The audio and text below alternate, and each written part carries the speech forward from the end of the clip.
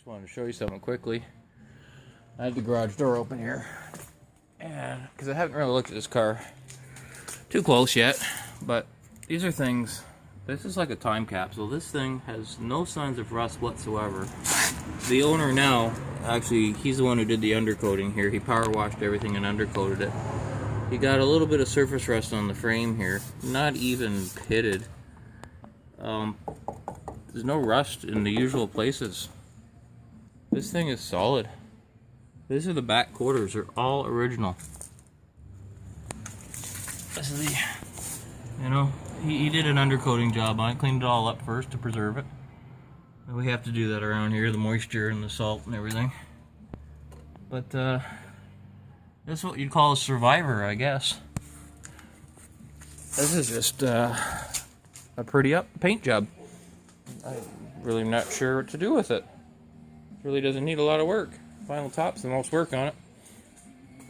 I got some, I noticed some bumpy bumps here in the back fender. Some little ripples. Nothing a little block sanding won't take care of. I got the door off, used my fancy little tool. And we're going to do a door hinge pivot and bushing. But that's the only one. Everything else is tight. It's just the top one, and it looks like the bushing pushed out. And could probably shove it back in, but we got new pins and bushings here. I'm gonna do it right, lube everything up. We gotta find some rubbers and whatnot. Things are cracked, but other than that, let me turn the light on for you. This is the SS package, I guess you'd have it. It shows 22,000 on it. I doubt that it's 22,000 miles on this car, but I would think it'd be more than that. But hey, I doubt I don't think it's 122. I can't see it having that many miles on it for the condition of this car. You're just a couple little cracks in the seats. Everything's in great shape. This, there's your rockers. This is a 1970. Like, I just did a 73, and no comparison.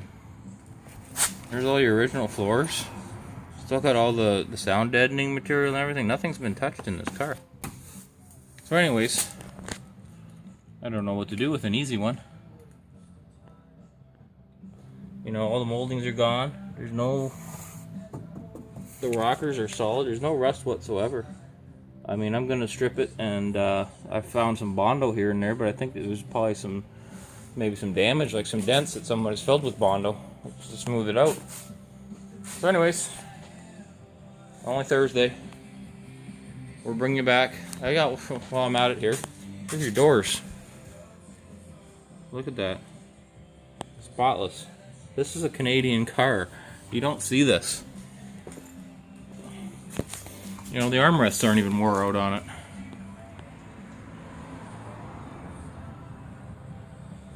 There's your only little bit of rust. This is not rot whatsoever. It needs rubbers, obviously, but that's it. Alright. See ya. Alrighty then, we are back out in the garage.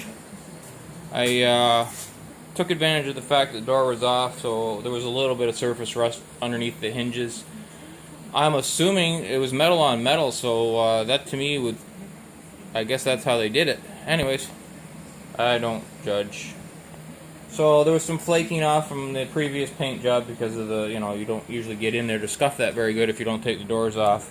The same thing here. We have successfully improved the door hinge with a new pivot, pin, whatever you want to call that. So we're moving on. I got to put this door back on and then get the door panel off of it and finish stripping the rubbers and seals and whatnot.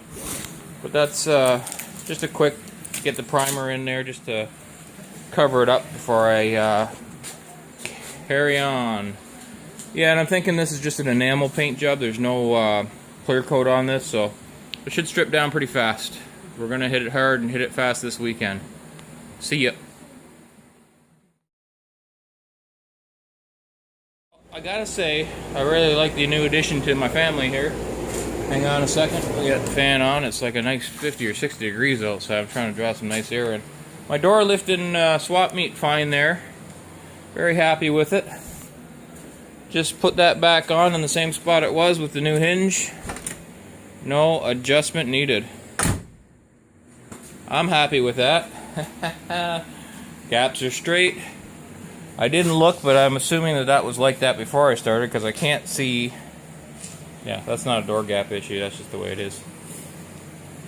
We'll look at the other side. See what it has to say. It's probably just a Chevy Monty thing. Oh, it's a little wider. It's not the same. I don't know. I can't change that. We're not reinventing the wheel here. We're just painting the car. A little pitter patter. Let's get at her.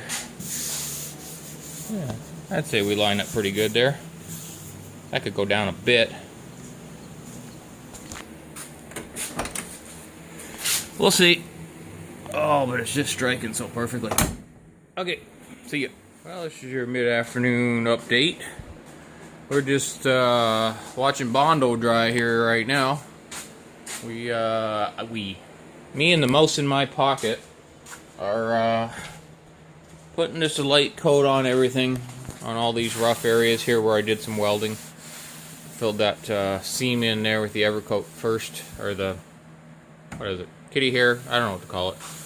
Then a light layer of the Ultra Rage on top of that, just to smooth it out. Then I'll feather all this in, and then for the little tiny pits that I was concerned about in the center, I got a little bit of polyester spray filler still available to me. So I will spray the whole hood with that and try and level everything out, and then we'll be blocking the roof. And then it's just a matter of working our way down the fenders and the doors and just getting everything scuffed good enough so I can prime the whole car. Not a lot of body work to be seen here, just a lot of scuffing, and scuffing. Be a few little spots I gotta dig out, but other than that, I think we will be good. Still going at her. Not much else to show you. See ya.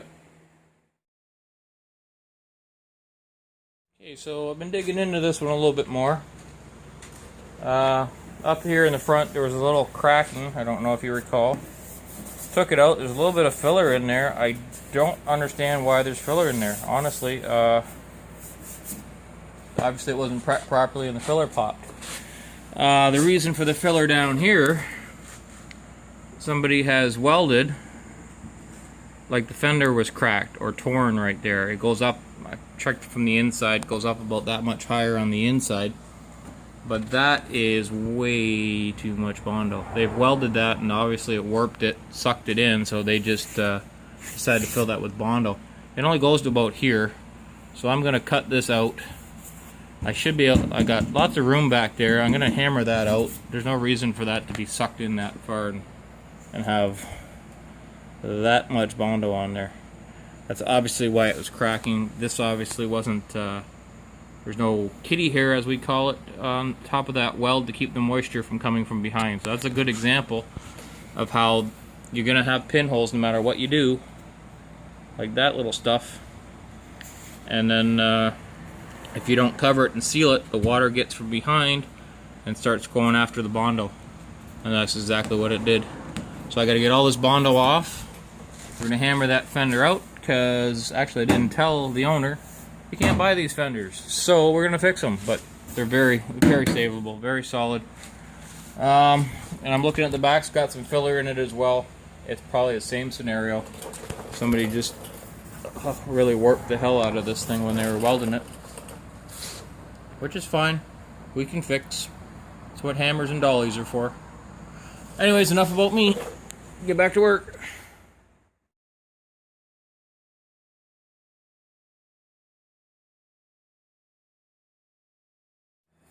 Keep in mind, I don't know what I'm doing. Basically, we had a bunch of Bondo in here, and it's concave. Basically, what somebody did, they welded. I don't understand why. Maybe the fender got hooked on something. It was torn. It wasn't rusted. So they welded up to the break in the fender, but they warped the hell out of it doing it. They had that, basically they just hammered it in, filled it full of Bondo.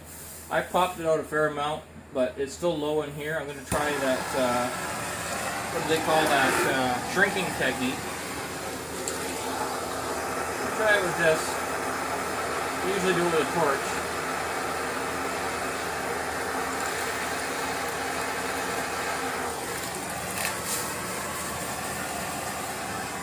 See what we can get here.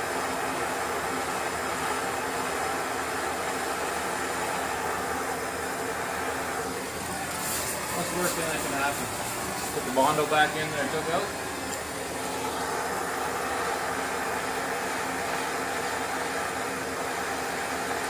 Pretty tight though, so I don't know if it's going to pop for me or not.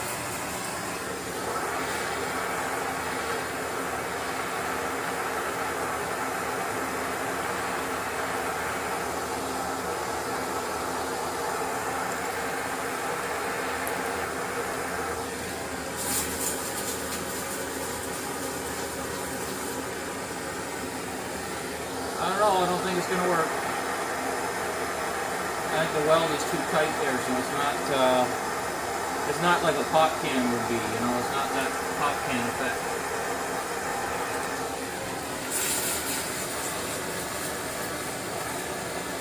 Alright, I'm going back to hammering a little bit, see if that works. Hit it with the hammer a couple more times. Let's see what we get. Oh,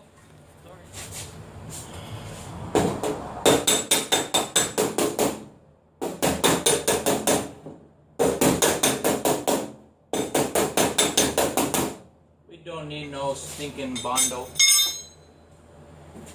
Guys and girls, we're about to spray that with that onto that. You kind of know how this goes. So I'm not going to bore you with the details of watching me spray it, because it's getting late in the day. I got to get this sprayed because it usually takes overnight before you can start scuffing on it. So there's the roof before. Let's get some Stanox polyester filler spray. There you go. I have done it. And I'm out. Stuff stinks. I'm going in and take a shower. That's all I can do for now. I'm going to let that settle in.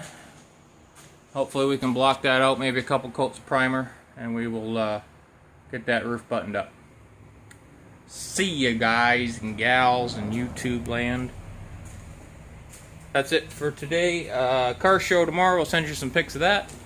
Check me out on Facebook and fill you in between. See ya.